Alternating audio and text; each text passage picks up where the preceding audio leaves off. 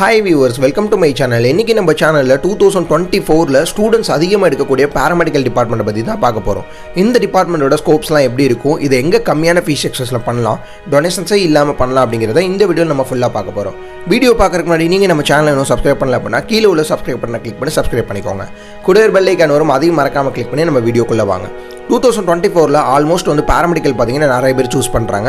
இப்போ NEET results வேறு வந்துருச்சு. நீட்டில் அதிகமாக எழுதுனவங்க நீட்டில் மார்க் கம்மியாயிடுச்சு அப்படிங்கிறதுக்காக அடுத்ததாக பாராமெடிக்கல் டிபார்ட்மெண்ட்ஸ் தான் சூஸ் பண்ணுவாங்க. ஏன் அப்படின்னா நீட் போகணும் அப்படிங்கிற டாக்டர் அப்படிங்கிறக்காக நீட் எடுத்திருப்பாங்க. ஸோ டாக்டர் ஆக முடியாது, ஸோ பாராமெடிக்கல் டிபார்ட்மெண்ட்டாவது ஏதாவது பண்ணி டாக்டருக்கு ஈக்குவலாக படிக்கலாம் அப்படிங்கிறக்காக பாராமெடிக்கல் டிபார்ட்மெண்ட் சூஸ் பண்ணுவாங்க. இந்த வருஷம் ஸ்டூடெண்ட்ஸ் அதிகமாக எடுக்கக்கூடிய பாராமெடிக்கல் டிபார்ட்மெண்ட் தான் இப்போ நம்ம பார்க்க போகிறோம். அதில் ஃபஸ்ட்டாக இருக்கிறது பிஎஸ்சி கார்டியாக் பர்ஃபியூஷன் டெக்னாலஜி. இந்த பிஎஸ்சி கார்டியாக் பர்ஃபியூஷன் டெக்னாலஜிங்கிறது எக்கச்சக்கமான ஸ்டூடெண்ட்ஸ் எடுக்கிறாங்க. இதோட காலேஜஸ் வந்து பார்த்திங்கன்னா ரொம்பவே கம்மியானதாக தமிழ்நாட்டில் இருக்குது. பட் ஸ்டூடெண்ட்ஸு லாஸ்ட் இயரை விட இந்த வருஷம் அதிகமாக வந்து கார்டியாக் பர்ஃபியூஷன் டெக்னாலஜி யூஸ் பண்ணுறாங்க. ஏன் அப்படின்னா இதோட அவுட்புட் வந்து தெரிஞ்சு போச்சு. எல்லாத்துக்குமே கார்டியாக் பர்ஃபியூஷனோட வேல்யூ வந்து தெரிஞ்சு போச்சு. லாஸ்ட் இயர் பார்த்தீங்கன்னா கார்டியாக் டெக்னாலஜி அதிகமாக சூஸ் பண்ணிட்டு இருந்தாங்க. பட் இந்த வருஷம் கார்டியாக் பர்ஃபியூஷன் அதிகமாக சூஸ் பண்ண ஆரம்பிச்சிட்டாங்க.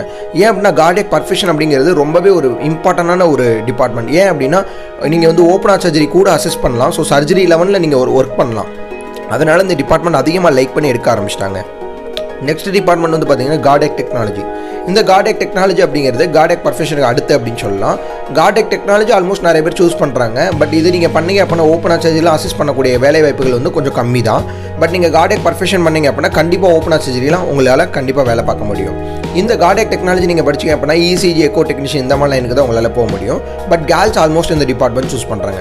அடுத்தது அதுக்கு அடுத்து எது சூஸ் பண்ணுறாங்க அப்படின்னா ரெஸ்பிரேட்டரி டிபார்ட்மெண்ட். ரெஸ்பிரேட்டரி அப்படிங்கிற ஒரு டிபார்ட்மெண்ட் இருக்குது. இந்த வருஷம் அதிகமாக ரெஸ்பிரேட்டரி டிபார்ட்மெண்ட் வந்து சூஸ் பண்ண ஆரம்பிச்சிட்டாங்க. எதனால் அப்படின்னா ரெஸ்பிரேட்டரி டிபார்ட்மெண்ட் வந்து காலேஜஸ் ரொம்பவே கம்மியாக தான் இருக்குது. பட் இந்த டிபார்ட்மெண்ட் படித்தா ஃபியூச்சரில் நல்ல ஒரு ஸ்கோப் இருக்குது, அப்ராடில் நிறைய வேலை வாய்ப்புகள் இருக்குது அப்படிங்கிறத புரிஞ்சுக்கிட்டு ரெஸ்பிரேட்டரி டெக்னாலஜி வந்து அதிக மக்கள் வந்து சூஸ் பண்ண ஆரம்பிச்சிட்டாங்க. அடுத்த டிபார்ட்மெண்ட் வந்து பார்த்திங்கன்னா எப்பயும் போல உள்ள மாதிரி OTAT, operation theatre and anaesthesia technology. இந்த டிபார்ட்மெண்ட் எல்லா வருஷமே அதிக மக்கள் சூஸ் பண்ணுவாங்க. இந்த வருஷமும் பார்த்தீங்கன்னா நிறைய ஸ்டூடெண்ட்ஸ் வந்து இந்த டிபார்ட்மெண்ட் எடுத்திருக்காங்க. ஸோ இதுக்கு ரீசன் என்ன அப்படின்னா மயக்கமருந்து டிபார்ட்மெண்ட்டுக்கு போகலாம், நம்ம வந்து மயக்கமருந்து டாக்டர் ஆகலாம் அப்படிங்கிற ஒரு டிபார்ட்மெண்ட்டுக்காக எடுக்கிறாங்க. பட் கிடையவே கிடையாது. BSc operation theatre and anaesthesia technology படிச்சிங்க அப்படின்னா நீங்கள் ஒரு டெக்னீஷியன் தான், ஒரு டாக்டருக்குள்ளே உங்களால் கண்டிப்பாக செயல்பட முடியாது. அடுத்த டிபார்ட்மெண்ட் வந்து பார்த்தீங்கன்னா MLD, medical lab technology. Medical lab technology எல்லா வருஷமே நிறைய ஸ்டூடெண்ட்ஸ் எடுப்பாங்க. ஏன் அப்படின்னா இது ஒரு செல்ஃப் எம்ப்ளாய்மெண்ட் டிபார்ட்மெண்ட். ஸோ நம்ம படித்து முடிச்ச பிறகு ஓனாக ஒரு செல்ஃப் எம்ப்ளாய்மெண்ட் பிஸ்னஸ் இந்த டிபார்ட்மெண்ட்டில் பண்ணிக்கலாம். அதனால் இந்த டிபார்ட்மெண்ட் அதிகமாக சூஸ் பண்ணுவாங்க. ஸோ அடுத்ததாக பாய்ஸ் அதிகமாக எடுக்கக்கூடிய டிபார்ட்மெண்ட் அப்படின்னு பார்த்தீங்கன்னா BSc radiology and imaging technology. இந்த டிபார்ட்மெண்ட் வந்து பார்த்தீங்கன்னா எல்லா வருஷமும் பாய்ஸ் அதிகமாக சூஸ் பண்ணுவாங்க. இதுக்கான ஒரே கான்செப்ட் என்ன அப்படின்னா ரேடியாலஜி படித்து முடிச்ச பிறகு ஒரு ஸ்கேனிங் சென்டர் ஓப்பன் பண்ணிக்க முடியும் அப்படிங்கிறதுக்காக தான் இந்த டிபார்ட்மெண்ட் சூஸ் பண்ணுறாங்க. பட் உண்மையாகவே ரேடியாலஜி படித்து முடிச்ச பிறகு ஸ்கேனிங் சென்டர் ஓப்பன் பண்ண முடியுமான்னு கேட்டிங்கன்னா கண்டிப்பாக ஒரு கொஸ்டின் மார்க் தான். ஏன் அப்படின்னா ரேடியாலஜிஸ்ட், அதாவது ரேடியாலஜிஸ்ட்னு ஒருத்தவங்க இருப்பாங்க, அவங்க வந்து எம்பிபிஎஸ் கம்ப்ளீட் பண்ணிட்டு எம்டி பண்ணியிருப்பாங்க. அவங்களோட சப்போர்ட் இல்லாமல் கண்டிப்பாக ஒரு ஸ்கேன் சென்டர் ஓப்பன் பண்ண முடியாது அப்படிங்கிறது எல்லாத்துக்குமே தெரியும். பட் நம்ம ஓனாக ஸ்கேன் சென்டர் ஓப்பன் பண்ணலாம் அப்படிங்கிற ஒரு கான்செப்டில் நிறைய பேர் பிஎஸ்சி ரேடியாலஜி படிக்கிறாங்க.